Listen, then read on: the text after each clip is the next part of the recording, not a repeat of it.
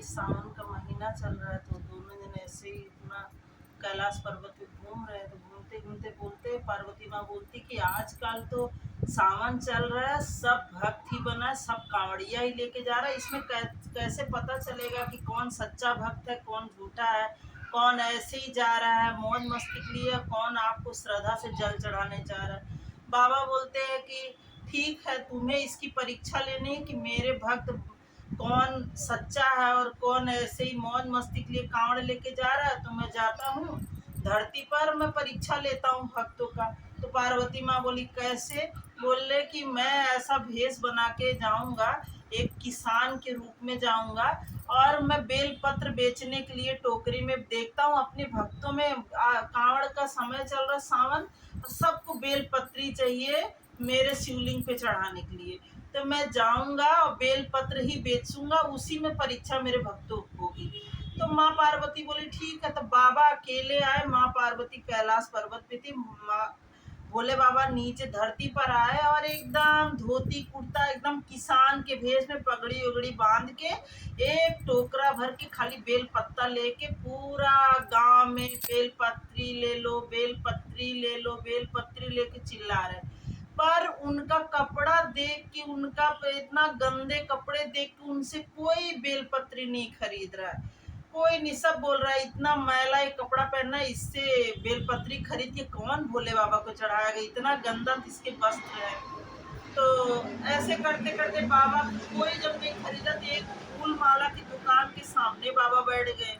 वो दुकान वाला भगा दिया, बोला तुम इतने गंदे हो बाबा, यहाँ से हमारे दुकान के सामने से चले जाओ, आपका गंदा कपड़ा देख के बेलपत्ता कोई नहीं खरीदेगा, हमारा फूल माला कोई नहीं खरीदेगा, इसलिए आप यहाँ से भी चले जाओ। बाबा वहां से भी चले गए। फिर बाबा वहां से भी चले गए, उनको सुबह से शाम हो गया। शाम को फिर बाबा बोले मंदिर के पास जाता हूँ। बाबा भोले बाबा के मंदिर के पास भी बैठे, वहां भी कोई उनका बेलपत्र, उनका कपड़ा नीचे से ऊपर देखता, कोई बेलपत्ता नहीं खरीदता। बाबा फिर कोई नहीं खरीदा, बाबा निराश हो गए, अपना टोकरी का बेलपत्ता लेके ऐसे चलते चलते अंधेरा हो गया। एक ऐसे बैठने का बना हुआ था ईंट का, वहां पर बाबा बैठ गए, एक पुलिया पे बैठ के चुपचाप अपना माथे पे टोकरी रख के बोले आज कोई मेरा बेल पत्ता नहीं खरीदा। एक किसान था, किसान की पत्नी जो थी बहुत बड़ी शिव भक्त थी और उसके पेट में बच्चा भी था, वो माँ बनने वाली थी।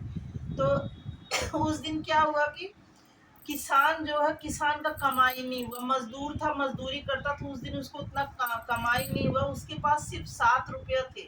उसकी पत्नी बोली थी शाम को बेल पत्ता लेके आना, उसकी पत्नी का व्रत था, वो बेलपत्ता लेके आना। अब उसके पास सिर्फ 7 रुपया था, तो वही बाबा के पास आया, बोला आप मुझे बेलपत्र दे दीजिए।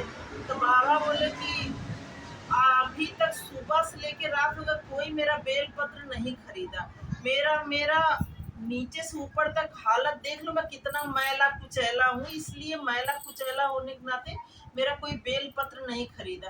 तुम भी देख लो, अब मैं मैला कुचैला हूँ, मेरा बेल पत्र लेना चाहोगे? बोला आपकी बेल पत्र, आपके मैले कुचैले से मुझे कोई मतलब नहीं है, आपका बेल पत्र अच्छा है इसलिए मैं बेल पत्र लेना चाहूंगा और मैं बेल पत्र खरीदूंगा, आपके मैले कुचैले कपड़े से मुझे कोई मतलब नहीं। तो बाबा बोले ठीक है। तो बोला बाबा वो बोला कि मैं बेल पत्र खरीदूंगा, मेरे पास ज्यादा आज मेरे को काम नहीं मिला, आज मेरे पास सिर्फ 7 रुपए हैं, मैं उसी का आपसे बेल पत्ता खरीदूंगा। तो बाबा बोले ठीक है, आज तुम्हारा भी काम में 7 रुपया मिला, काम नहीं मिला, मेरा भी बेल पत्र आज सुबह से कोई नहीं खरीदा, सिर्फ मैले कुचैले कपड़े की वजह से मेरा बेल पत्र नहीं बिका है, इसलिए तुम लेना चाहोगे तो तुम पूरा टोकरा लेके मेरे बेल पत्र के चले जाओ, अब मैं तुम्हें बेच दूंगा, मैं भी मेरे पास भी मैं लौटा के नहीं ले जाऊँ, पूरा बेल पत्र मैं तुम्हें 7 रुपये में देता हूँ। बाबा किसान बोला ठीक है, किसान लेके गया। तो एक किसान बोला बाबा मैं बहुत गरीब हूँ, मैं रोज मजदूरी करता हूँ, रोज कमाता खाता हूँ और मेरे पास कुछ नहीं है। बाबा बोले ठीक है, ले जाओ ये बेलपत्र दे दो, अपना पूजा आपकी पत्नी करेगी। बोला हाँ। घर लेके बेलपत्र 7 रुपये में आ गया किसान, घर आया, अपनी पत्नी को पूरा बेलपत्र का टोकरा दे दिया, बोला कि ये बेलपत्र खरीद के लाया हूँ मैं आज, अब तुम पूजा कर लो। वो गई अपना मंदिर में पूजा दी, घर में पूजा दी और मंदिर में रख दी, मंदिर में पूरा टोकरी रख दी कि फिर कल फिर पूजा करूंगी। पूजा करने के बाद अपना टोकरा रख के रात में सो गई। जब रात में सो गई तो सो गई, जब सुबह उठ रही है, सुबह उठ रही देख रही है जितने बेल पत्र थे घर के मंदिर में वो सब सोने के हो गए, पूरा टोकरा का ही बेल पत्र सोने का हो गया। अब वो चिल्लाने लगी, खुशी के मारे अपने पति को बुलाई, बोली सुनिए किसान आया। बोली कि कहाँ से बेल पत्र लाए थे? तो बोला कि क्या हुआ? बोला जो बेल पत्र लाए थे वो तो सुबह पूरा सोने का हो गया। वो कोई जो बेल पत्र बेचे वो कोई आम आदमी नहीं थे, वो भोलेनाथ थे, वो भोले बाबा थे, उनका ही ये महिमा हो सकता। आप खोजो कहाँ गए, उनको खोजो और मैं उनको चरण स्पर्श करूंगी। अब वो किसान दौड़ा दौड़ा गया, जहाँ कल शाम को खरीदा था बेल पत्ता वहीं पर गया, देखा वहाँ वो बाबा नहीं है। तो भाग के घर आया, भाग के घर आया, घर आके पत्नी से बोला कि हमको तो जो बेचे थे बेल पत्ता वो तो मिले नहीं, हम उस जगह पे खोज के आ गए, वो तो है नहीं, वो तो चले गए। तो उनकी पत्नी किसान की जब रात में सोई तो सपना आया कि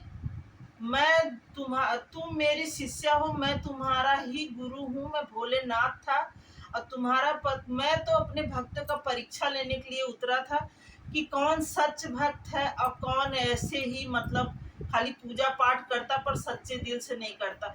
और मुझे सच्चा भक्त किसान मिल गया, मेरे मैले कुचैले के बाद भी उसने मेरा बेलपत्र खरीदा।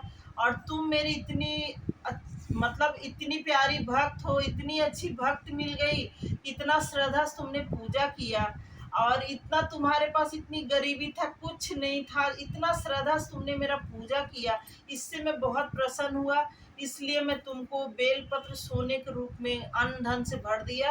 अब तुम्हें किसी चीज़ का तकलीफ नहीं होगा, तुम्हारे घर में सब अन्न धन और घर द्वार सब तुम्हारा हर चीज़ से संपन्न रहोगी और हमेशा खुश रहोगे। और बाबा के यही भोलेनाथ का आशीर्वाद है। तथास्तु करके बाबा चलिए।